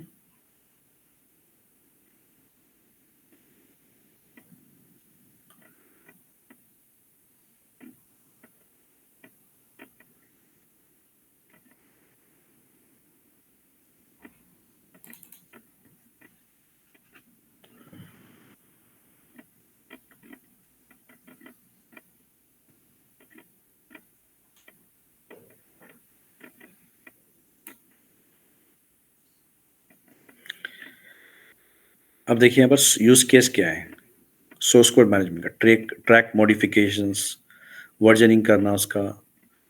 तो यहाँ पर इसका जो यूज केस है मार्केट में जो सॉफ्टवेयर डेवलपर यूज करते हैं, ये लोग क्या करते हैं, जो भी सॉफ्टवेयर कोडिंग लिखते हैं वो डायरेक्टरी को क्या करते हैं, गिट सॉफ्टवेयर के थ्रू एनेबल करा देते हैं। तो डायरेक्टरी में जो भी चेंज करते हैं लोग, जो भी बार बार चेंज करते हैं, तो ऑटोमेटिकली वो डायरेक्टरी ट्रैकिंग होती रहती है और आपको नोटिफिकेशन मिल सकती है कि भाई ये फाइल में कुछ चेंजेस करें, please save it again, copy बना लो उसकी। तो ये हो गया what is actually use of Git. Distributed version control system that track changes in any set of computer files, usually use for coordinating work among programmers who are collaborating work developing source code during software development. ये काम आता है हमको। नहीं तो क्या होता, manually अगर करना है, समझे कि चेंज बार बार करना, तो क्या करना पड़ता, फाइल सेव एज बोल के फाइल बनाना पड़ता, V1 V2 V3 ऐसा बनाना पड़ेगा। तो मैनुअली बहुत टाइम लग जाता है आपको, और आपको जो ना कभी भूल जाते हैं कौन सी फाइल में कितना चेंज करा, मैं नहीं मालूम, 4 दिन हो गए, 10 दिन हो गए, 15 दिन हो गए। तो ये कन्फ्यूजन हटाने के लिए क्या है, एक सॉफ्टवेयर को लगा दिया, सॉफ्टवेयर खुद ट्रैक कर रहा, बोल रहा है कि भाई ये ऑलरेडी चेंज हो गई चुकी है, पास्ट में सेव भी कर चुके हैं आप, तो फिर दूसरा फाइल बना लो, तो वो ट्रैक करके बता देगा। तो इसमें क्या हो गया, आसानी होती है प्रोग्रामर को। नहीं तो गिट से पहले जो सॉफ्टवेयर नहीं था, तो मैनुअली काम करने के लिए बहुत प्रॉब्लम होता था। एक फाइल को बार-बार चेंज करना भूल जाते, बीच में गैप देते, 4 दिन का गैप दे दिया, कभी 5 दिन का गैप देते, फिर फाइल पे आ गए। अरे फिर लास्ट टाइम क्या करा? नहीं मालूम मेरे को। तो यहाँ पर क्या होता है, सॉफ्टवेयर खुद डिटेक्ट कर लेता है कि भाई ये ऑलरेडी चेंज हो चुकी फाइल, नई फाइल है। इसमें अगर चेंज करें तो you have to make version 1, version 2 करना पड़ेगा, वर्जन 3 करना पड़ेगा। तो ये आपको बता देगा सॉफ्टवेयर। तो इसमें आसानी हो गई कि भाई ज़्यादा फाइल मैनेजमेंट की प्रॉब्लम आने रहे। कोड मैनेजमेंट आसानी से होता है। क्योंकि प्रोग्रामिंग में जो है ना बार-बार चेंज करना पड़ता है। ऐसा नहीं कि एक ही फाइल बना दी, डाल दी और सक्सेस हो गया, अप्रूव हो गया, मार्केट में चलेगा, ऐसा नहीं होता। बार-बार आपको फिर रिटर्न आते रहता है, कुछ ना कुछ प्रॉब्लम्स लेकर। तो सॉफ्टवेयर प्रोग्रामर के लिए हेडेक था ये, तो सॉल्व हो गया सॉफ्टवेयर प्रोग्रामर का solution. But as a DevOps engineer आपको गिट और गिटहब के कमांड्स कुछ मालूम होना चाहिए। Basically used by developers, but आपको भी आइडिया होना चाहिए गिट और गिटहब में कैसे काम करता है। You have to assist this people some time. उसके बाद हम एडवांटेज भी देख लिए हम। उसके बाद बिल्ड टेस्ट डिप्लॉय, यहाँ पर देखेंगे हम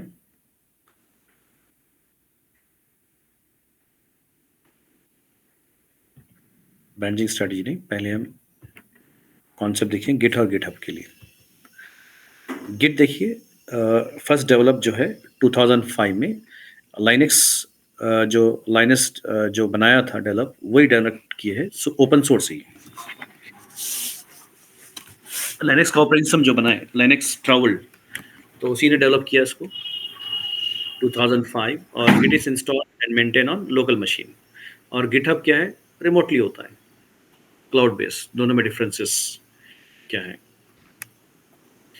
use for version control, use for version control, hosting and version control. यहाँ पर लोकली, वहाँ पर क्लाउड बेस। तो इस तरीके से आपको दोनों में डिफरेंसेस हैं। अब यहाँ पर गिट में स्टेजेस है। स्टेजेस की बात हम क्या करेंगे, प्रैक्टिकल पे आयबादी करेंगे हम इसको, गिट का स्टेजेस। तो हम पहले क्या करेंगे, एक काम करना है आपको, पहले अपने सिस्टम पे गिट इंस्टॉल करना है।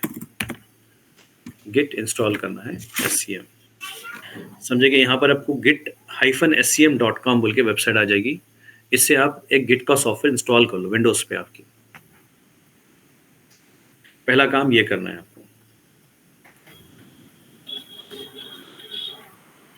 और उसके बाद गिटहब अकाउंट बना लो, साइन अप कर लो उसको। github.com पे जाना है। github.com पे जाके एक अकाउंट क्रिएट कर लो, उसमें फ्री अकाउंट होता है, फ्री अकाउंट कर लो क्रिएट, ताकि प्रैक्टिस करना है हमें। हम यहाँ से जो है ना अपने लोकल मशीन पे कुछ सॉफ्टवेयर कुछ फाइल बनाएंगे, फाइल बना के पुश करेंगे उसको। पुल पुश कैसे करना, कमिट कैसे करना, सेव कैसे करना, ये चीज़ें आना चाहिए आपको प्रैक्टिकली। तो इसमें कुछ कमांड्स होते हैं, 20 to 25 कमांड्स आपको याद रखना है गिटहब, सिंपल कमांड्स है। पहले आप तैयारी कर लेना है इस तरीके से। ये गिटहब अकाउंट बना दिए और एक सिस्टम पे गिट इंस्टॉल कर दिया, तो अपने को मालूम होता है कि किस तरीके से वर्क होता है। ठीक है, माइक आपका जो ना म्यूट कर दीजिए आप माइक। फाइन। तो आपको करना क्या है, गिटहब अकाउंट, github.com। पहला काम प्रैक्टिकल करने से पहले, और गिट इंस्टॉल कर दिए। यहाँ पर मेरे पास गिट बैश, जो गिट सॉफ्टवेयर है, गिट बैश बोलते हैं इसको। ये जो आइकॉन है इंस्टॉल होने के बाद ऐसा आ जाएगा आपको। और गिटहब अकाउंट जो है, मेरे पास ऑलरेडी गिटहब अकाउंट है। मैं जाते कि लॉगिन हो गया, देखिए डायरेक्टली क्लाउड इन्फोटेक के नाम से। अब यहाँ पर मेरे पास क्या है, कुछ ये आपका जो गिटहब का जो है ना एक डैशबोर्ड है, समझिए होम पेज जो बोलते ना।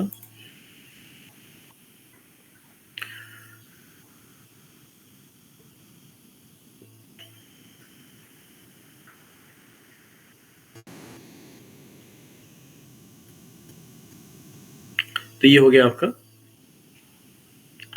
नॉर्मली गिटहब का अकाउंट बनाने के बाद, लॉगिन करने के बाद ये आपको आ जाएगा। तो इसमें करना क्या है बताऊंगा बाद में।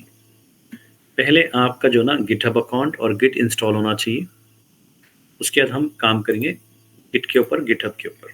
तो आज क्योंकि रिवीजन हुआ आपका डेवऑप्स, और सेकेंड क्लास में जो होगा सिर्फ गिट और गिटहब में डिफरेंस क्या है। दोनों एक ही है, वर्जन कंट्रोलिंग के लिए इस्तेमाल किया जाता है, but the difference is what, it is made for multi users GitHub, और क्लाउड बेस्ड है। और गिट जो है लोकली आपको मशीन पे इंस्टॉल किया जाता है। It's local machine, it's for single user. Git versioning, versioning का कॉन्सेप्ट है, सोर्स कोड मैनेजमेंट सिस्टम। तो अभी हम इसके ऊपर वर्क करने के लिए पहले हम थोड़ी थियोरिटिकल वगैरह पॉइंट्स नोट डाउन करना जरूरी है।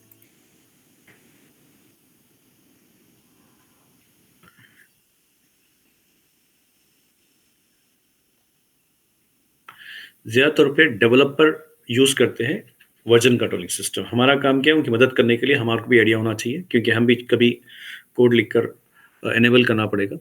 तो it's very important that you should know about Git and GitHub.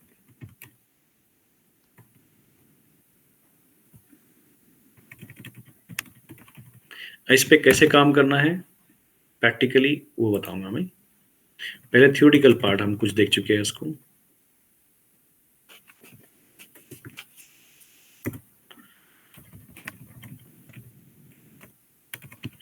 Practical करने से पहले ये पॉइंट होना जरूरी है। इंटरव्यू में सवाल होता है stages of Git. Working directory बनी है, वर्किंग स्टेज, वर्किंग एरिया बोलते हैं, stage area, repository. Working area किसको बोलते हैं? जैसे कि कोई डायरेक्टरी, हम एक डायरेक्टरी पे काम करें, फोल्डर बनाए हैं, ये फोल्डर में कोड स्टोर कर रहे हैं, जो भी हम कोड लिख रहे हैं पाइथन का, जावा का, जो भी स्टोर कर रहे हैं, वो डायरेक्टरी क्या बोलते हैं? वर्किंग एरिया को वर्किंग एरिया बोलते हैं। उसके बाद इंटरनली गिट सॉफ्टवेयर क्या करेगा? स्पेस बनाएगा टेम्पररी, उसको बोलते हैं स्टेजिंग एरिया बोलेंगे। मतलब हम जब फाइल पे काम कर लिए और इट्स वर्किंग, मतलब फाइल बराबर हो गया, फाइल समझ में आ गया कि ओके कोड जो लिखना था वो हो गया कोड, अब उसको रिपोजिटरी में डालना है, सेव करना है लोकल डेटाबेस में, गिट के लोकल डेटाबेस में सेव करना है। अगर आपको मूव करना है गिटहब पे तो उसको लोकल डेटाबेस पे मूव सेव करना पड़ेगा। को लोकल डेटाबेस पे सेव करने से पहले उसको स्टेजिंग एरिया पे रखना है। स्टेजिंग मतलब टेम्पररी एरिया पे। Then from here you can push into what? Your local database. Git का लोकल डेटाबेस, डेटाबेस क्या है? फाइल होती है जिसमें आपको जो भी हम सेव करते जा रहे हैं उसमें वर्जन 1 वर्जन 2 बनते रहेगा उसमें। तो उससे पहले इसका मतलब ये रखना है कि भाई वर्किंग एरिया डेटा और file can not be push directly to the repository. It need to keep first on staging area, then it need to push into repository। ये एक प्रोसेस है उसका। स्टेजिंग एरिया क्या है? एक इंटरनल गिट जो है ना, एक स्पेस बनाएगा, टेम्पररी स्पेस, उसको बोलते हैं स्टेजिंग एरिया। ये हमारी फिजिकल डायरेक्टरी नहीं होती है। फिजिकल डायरेक्टरी क्या बोलते हैं हम? आपको वर्किंग एरिया बोलते हैं, जो डायरेक्टरी पे काम कर रहे हैं।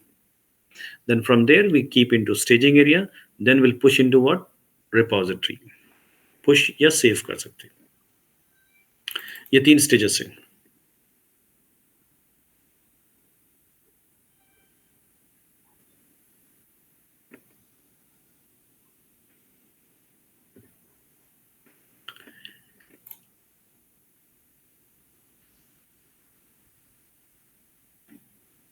जैसे कि हम एक फोल्डर बनाएं या डायरेक्टरी बनाएं,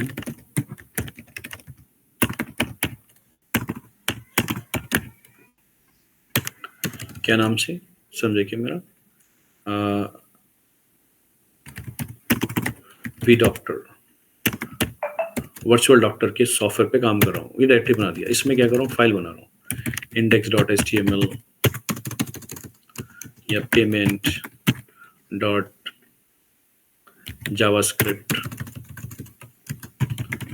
लॉगिन डॉट जेएस, ऐसे कुछ लिख रहा हूँ मैं, कुछ फाइल बना दिया समझिए।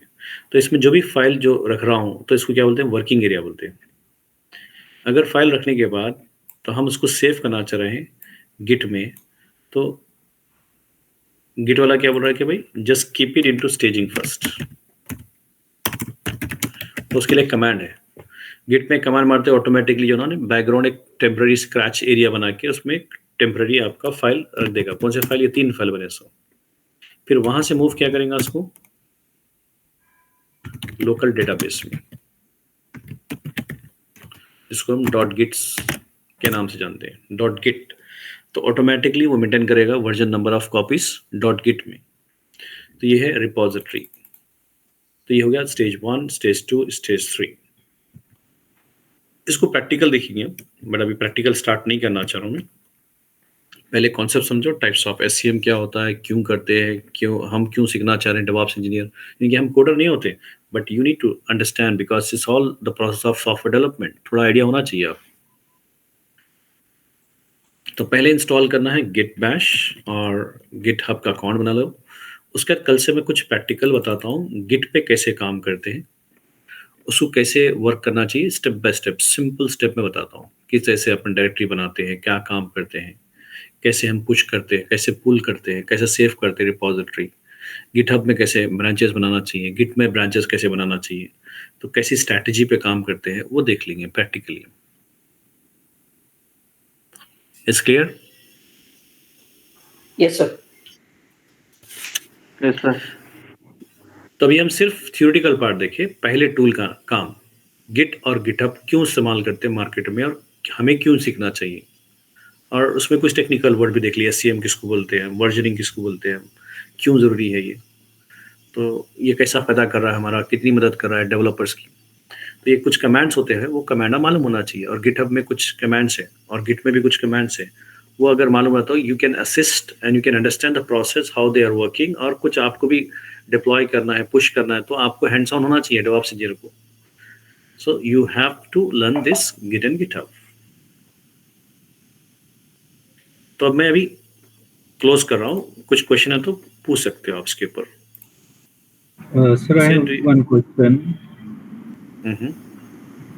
सर जो ब्रांचेस हम बना रहे हैं सर, ओके, तो ब्रांचेस बनाने के लिए तो डायरेक्ट ये जो हम रिपोजिटरी में रख रहे हैं, राइट? तो ठीक है।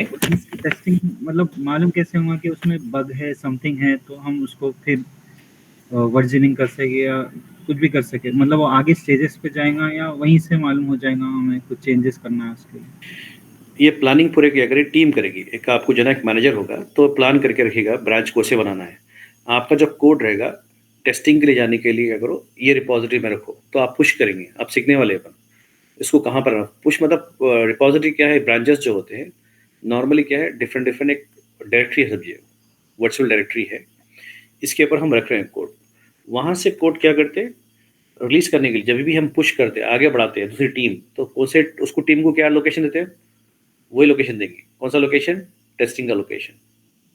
अगर प्रोडक्शन वाली टीम है तो उसको लोकेशन क्या देंगे, प्रोडक्शन। प्रोडक्शन में क्या रहेगा, आपका जो ब्रांच रहेगा, वो ब्रांच में से क्या करेंगे, जो क्लीन कोड रहेगा वो कोड किसको देंगे हम, प्रोडक्शन रिलीज करने के लिए मार्केट में। तो हर कोड क्या करेंगे, जब तक सक्सेस नहीं हुआ, जब तक उसको जो है ना प्रोडक्शन में लेके नहीं आएंगे, जब तक क्लीन नहीं होगा। टेस्टिंग करने का तो ओके हो गया तो हम क्या करेंगे, टेस्टिंग से उठाए कहाँ डालेंगे, प्रोडक्शन में डाल देंगे, स्वैप करेंगे उसको। थोड़ा प्रैक्टिकल करने का तो आपको आइडिया होता है, डायग्राम उसका सेपरेट बताता हूँ मैं, आ जाता है। Thank you. और कुछ क्वेश्चंस?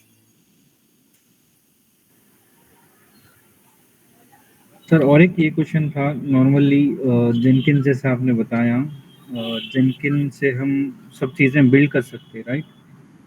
तो जब जेनकिन से सब बिल्ड कर सकते हैं तो इंफ्रास्ट्रक्चर सभी, तो फिर क्लाउड का मतलब क्या ज़रूरत पड़ेगी, ऐसा क्वेश्चन माइंड में आया सर। बिल्ड कर सकते हैं, मतलब हम क्या बताएं, अलग अलग स्टेजेस पे जो काम होता है वो काम हो रहा है, राइट? तो समझे कि क्लाउड इंजीनियर जो होता है, डेवऑप्स इंजीनियर, क्लाउड इंजीनियर। तो डेवऑप्स इंजीनियर क्या करता है, EC2, VPC, टेराफॉर्म से जो काम कर रहा है, बिल्डिंग प्रोसेस के लिए। आप समझे कि AWS का अकाउंट बनाना है मुझे, और उसमें समझे कि AWS अकाउंट का, अगर समझे कि मुझे AWS का अकाउंट, AWS का प्रोसेस ही नहीं मालूम, डैशबोर्ड का GUI पे काम कैसे करना है, तो आपको टेराफॉर्म समझ में नहीं आता। इसका मतलब you have to have knowledge about AWS console. अगर AWS के प्रोसेस के बारे में नहीं मालूम, you can not write a script on Terraform.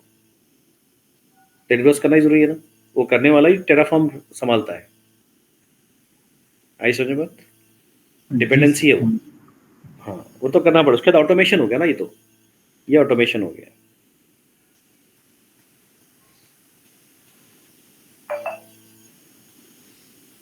दूसरा सवाल कोई? Hussain, do you have any question, because you are running first time? No sir. आपका बैकग्राउंड क्या है हुसैन, आपका क्या ग्रेजुएट करे हुए हैं आप, कैसा किए हुए? मैं कंप्यूटर साइंस इंजीनियर हूँ सर। कंप्यूटर साइंस इंजीनियर, तो कब किया आप ये? मैं यही 2024 का पास आउट हूँ। ठीक है, तो अभी तक कोई IT कोर्स किए या पहली बार कर रहे हो? मैं यही नूर सर के साथ AWS का कोर्स अच्छा कर रहा हूँ। अच्छा, ठीक है फाइन। एडवांस क्योंकि लेवल AWS के की लिए नॉलेज, मैं डेवऑप्स फिर से ज्वाइन करा। हाँ, लाइनेक्स और AWS तो होना ज़रूरी है। Without that you will get lot of difficulties on DevOps। Fine, thank you. तो हम इसको नेक्स्ट कंटिन्यू करेंगे, क्लास प्रैक्टिकली रहेगा, क्लास को अटेंड रेगुलर करना चाहिए।